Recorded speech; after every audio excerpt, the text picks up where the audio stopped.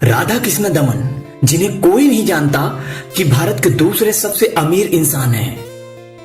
इन्हें न जानने की वजह है ये कंट्रोवर्सी से लाखों दूर रहते हैं, किसी भी प्रकार का इंटरव्यू पसंद ही नहीं करते, ना ही न्यूज पे, ना ही कोई भी ऐसा। कहीं भी इन्हें आना जाना बिल्कुल पसंद नहीं, सिर्फ अपने काम से काम रखने का मतलब है। कोई नहीं जानता कि इतने बड़े कभी दूसरे रैंक पे रहते हैं तो कभी चौथे रैंक पे रहते हैं। राधा कृष्णन दमन, इनका कहीं भी इंटरनेट पे देख लोगे कोई इंटरव्यू वगैरह नहीं मिलेगा। क्यों? क्योंकि ये देते ही नहीं। और ये सबसे ज्यादा अमीर की लिस्ट में हो के भारत के, पर इन्हें कोई नहीं जानता। शायद हो सकता है आप भी ना जानते हो आप राधा कृष्णन दमन कौन है। भारत के दूसरे सबसे अमीर करोड़पति हैं। इनका पहले मैं बेसिक बता देता हूं। सबसे पहले ये शुरू में किसी कंपनी का फ्रेंचाइजी लिए थे। उसके बाद उन्हें फ्रेंचाइजी पसंद नहीं आया तो वो फ्रेंचाइजी फेंक दिए। फिर उसके बाद कई तरह पैसे रिसर्च किए, ट्रेडिंग वगैरह में पैसा लगाते थे। फिर वहां भी उन्हें पसंद नहीं आया कायदे से, तो फिर गए अमेरिका गए। उन्होंने कई कंपनियों को रिसर्च किया, बहुत ज्यादा अच्छे से अध्ययन किया, 6-7 महीना 6-7 साल तक। उसके बाद वहां से रिटर्न आए। रिटर्न आने के बाद एक अपना डी मार्क करके एक कंपनी खोला। कंपनी नहीं, उसे मार्केट बोलते हैं, जैसे बिग बाजार हो गया, शॉपिंग मॉल हो गया, वैसे एक खोला। उसके बाद उन्होंने उसे अच्छे से डेवलप किया। वो ट्रेडिंग वगैरह में पैसा लगाते ही थे, उन्हें बेसिक जानकारी बहुत अच्छे से था। अभी सीखो, एक दुकान से वो कितने बड़े दूसरे नंबर के भारत के सबसे अमीर इंसान बन गया, एक दुकान खोलने से मात्र। यह भी नहीं कि उनका बैकग्राउंड बहुत अच्छा था, उनके पिता ने सपोर्ट किया या फिर उनकी बीवी ने सपोर्ट किया या फिर उनके दहेज में कुछ मिला था, ऐसा कुछ भी नहीं है। लेकिन फिर भी अपने दम से इंसान भारत का दूसरा नंबर 1 बन चुका है। फिर भी मुकेश अंबानी तो उनकी दूसरी पीढ़ी है, लेकिन वो बंदा उनकी पहली पीढ़ी है। दूसरी पीढ़ी आते आते वो क्या कर सकते हैं भगवान जाने। पहली बात तो वो कंट्रोवर्सी से दूर रहते हैं, इसी वजह से उन्हें कोई जानता ही नहीं।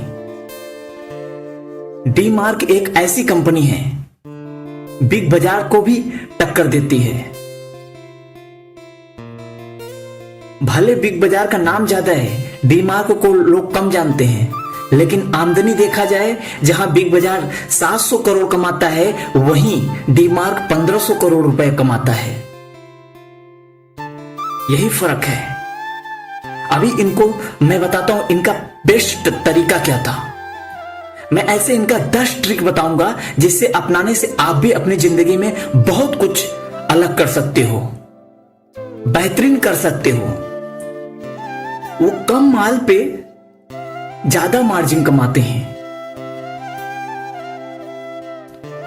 वो ज्यादा ये नहीं सोचते कि ज्यादा प्रॉफिट हो,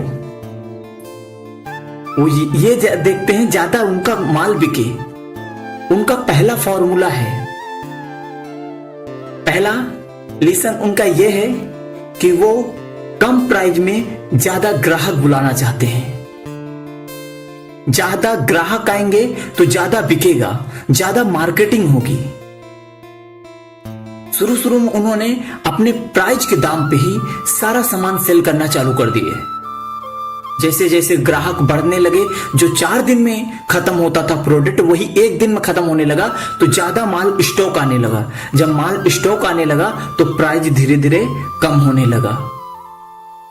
और भी ये नहीं कि उनका प्राइस उसी पर रुका, नहीं, जब ज्यादा आया माल तो और कम कर दिए। यही सबसे ज्यादा, अगर ग्राहक बुलाना है तो प्राइस कम रखना पड़ता है। दूसरा चीज उन्होंने जो अपनाया था, ज्यादा इकट्ठा माल खरीद के और प्राइस कम कर देना। अगर किसी को प्राइस कम करके देना है मार्केट में, तो माल थोक लाना पड़ेगा ना, इकट्ठा गोडाउन से एकदम कंपनी से उठाना पड़ेगा। उन्होंने वही फंडा अपनाया। यहां पे छोटे छोटे दुकानों से सामान ला के बेचने वाला काम खत्म कर दिए।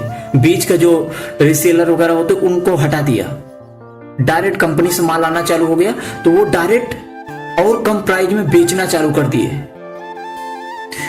और उनके जितने भी, तीसरा नंबर है, उनके जितने भी ग्राहक थे वो रिटर्न आना चालू कर दिए।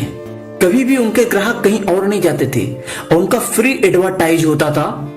लोग फ्री में गाते थे यहाँ पे सबसे कम प्राइस में सामान मिलता है। लोग जाते जब खरीदने में वहां पे, तो वहां पे दुगना खरीदते थे।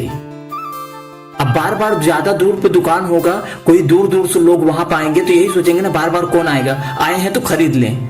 तो वो 1 किलो शक्कर के बजाय 2 किलो शक्कर खरीदते थे। ऐसा हो जाता है क्योंकि कम मार्जिन पाने पे आज की दुनिया, इंडिया यही चाहता है बेस्ट प्रोडक्ट भी अच्छा हो और माल भी अच्छा हो और कम प्राइस भी हो। आजकल क्वालिटी क्वांटिटी पे हर कोई मरता है, चाहे अमीर हो चाहे गरीब हो। ये सिर्फ दिखाने की बात है कि लोग ढोंग करते हैं कि मैं सिर्फ क्वालिटी देखता हूं, क्वांटिटी नहीं देखता हूं, लेकिन हर कोई देखता है, ये मेरा मानना है। वो वही फंडा अपनाए और उनके दुकान पे हजारों ग्राहक हमेशा भरे रहते थे। चौथा फॉर्मूला उनका है कि वो ग्राहक को ना अच्छे से ट्रीट करते हैं, ग्राहक को समझते हैं, ग्राहक को फीलिंग को समझते हैं, एनालाइज करते हैं कि उन्हें क्या चीज की जरूरत है। जैसे उनके एरिया का बहुत महत्वपूर्ण कोई प्रोडक्ट है, जैसे किसी एरिया का आगरा का पेठा मशहूर है, तो वो उस एरिया का जो मशहूर चीज है वो भी प्रोडक्ट वहां पर रखेंगे, जिससे ऐसा ना हो कि उनका एक सामान के लिए दूसरे ग्राहक को दूसरे दुकान पे जाना पड़े। वो भी सामान वहां रखेंगे, उनका लोकल जो सामान है उसे भी रखेंगे। इससे ग्राहक और दुगना आते हैं। पांचवी फिंडा ये है जो फॉर्मूला वो अपनाते हैं कि लोगों को ना कम प्राइस में बुला के उन्हें ज्यादा इंप्रेस करना तो उनका लक्ष्य ही है। लेकिन लोग क्या करते हैं, दूसरे दुकान वाले, दूसरे बिग बाजार वाले या दूसरे मॉल वाले क्या करते हैं, लोग क्या करते हैं पता है? वो लोग सिर्फ त्योहार पे ऑफर देते हैं। उस दिन वो लोग ज्यादा कमाते हैं, साल में हो सकता है 10 दिन ज्यादा कमाते हैं। त्योहार के समय में कोई ऑफर निकाल दे, गेट 1 गेट फ्री, या फिर कोई कम प्राइस कर दिए तो ज्यादा मतलब कमाते हैं। लेकिन डी मार्क, राधा किशन दमन वो फॉर्मूला ही वहां से हटाती है।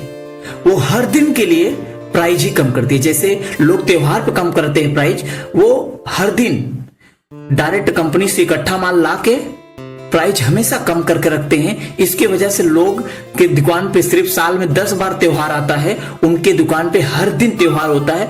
दुगने भीड़ से लोग लाइन लगा के खड़े रहते हैं। ये फर्क है। अगर आप भी चाहते हो कि आपका कंपनी आगे बढ़े, आपका दुकान आगे बढ़े, एक व्यक्ति अगर दुकान खोल के आज भारत का दूसरा सबसे अमीर आदमी बन सकता है तो आप क्यों नहीं बन सकते एक दुकान खोल के? मेरा इतना ही कहना है। आप भी इन चुनौतियों से लड़ना सीखे, उसके बारीकियों को सीखे। पता है बिग बाजार जो माल को 90 दिन में बेचता है, वही डी मार्क सिर्फ 30 दिन में बेच देता है। इससे कम पैसा भी कम फंसता है और लोग का एक्सपायरी डेट भी नहीं आता। लोग इंप्रेस भी रहते हैं कि यार यहाँ पे एक्सपायरी माल नहीं मिलता, ताजा माल मिलता है, एकदम नया माल मिलता है।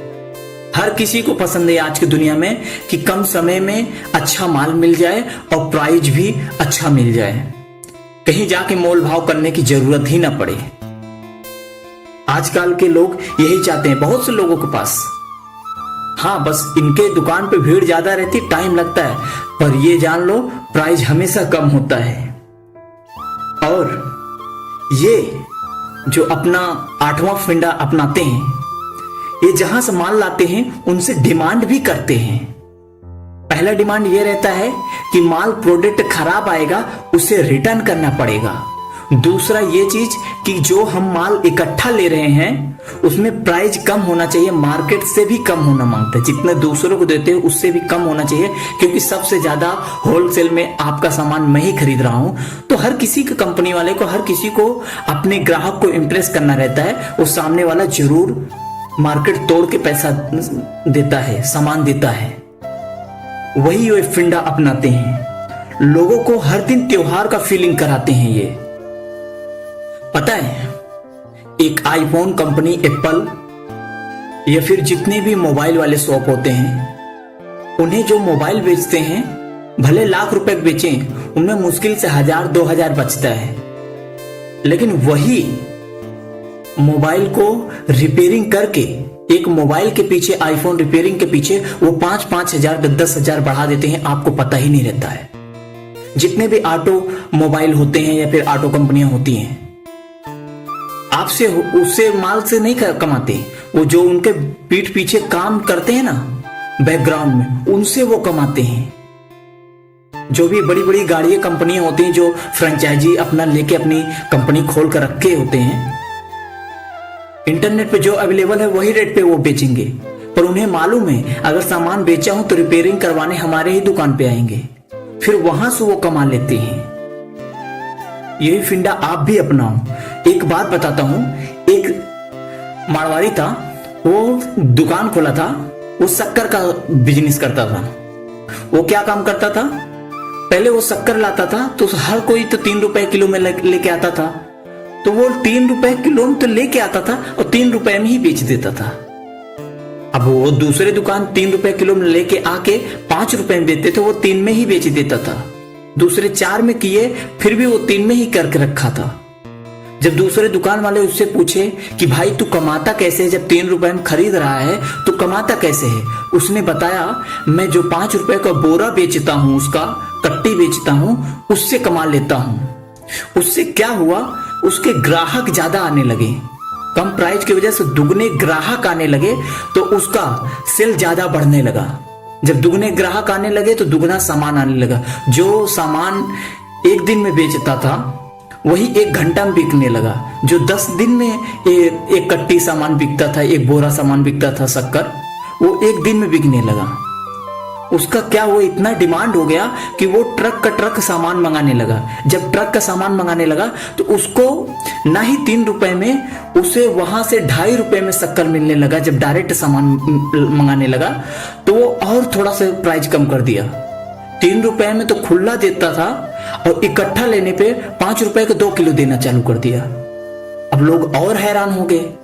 जब और दुगना स्पीड से आने लगे तो और वो डायरेक्ट कंपनी से मंगाने लगा माल। तो उसके बाद फिर वही आदमी दूसरों को थोक रेट में, जो विक्रेता थे, वो उनसे इकट्ठा ही बोरा कट्टी के कट्टी लेके जाते थे। फिर थोड़ा छोटे आदमियों को देना बंद कर दिया, बड़े बड़े दुकान वाले को माल देना चालू कर दिया। जब दुकान वाले आने लगे तो उसके पास और डिमांड बढ़ गया। फिर कंपनी से वही डिमांड और रखा और वहां से प्राइस कम करा लिया। दुगने ज्यादा माल आने के कारण से कंपनी वाला और माल कम कर दिया, प्राइस कम कर दिया। तो वो डायरेक्ट ला के और कम प्राइस में बेचने लगा। एक दिन ऐसा आया कि वो भी करोड़पति बन गया। आप भी छोटी छोटी कंपनियों से सीख सकते हैं, आप भी अपने आप को ग्रोथ कर सकते हैं। जय हिंद, वंदे मातरम। अगर आपको यह वीडियो अच्छा लगा हो तो प्लीज लाइक सब्सक्राइब करें।